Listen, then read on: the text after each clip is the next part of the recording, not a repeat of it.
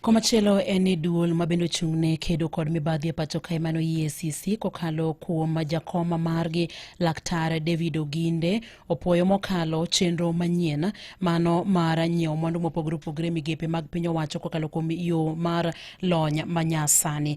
Oginde wacho ni mai en yo makende mabende biro duoko piny mibadhi e pacho kae.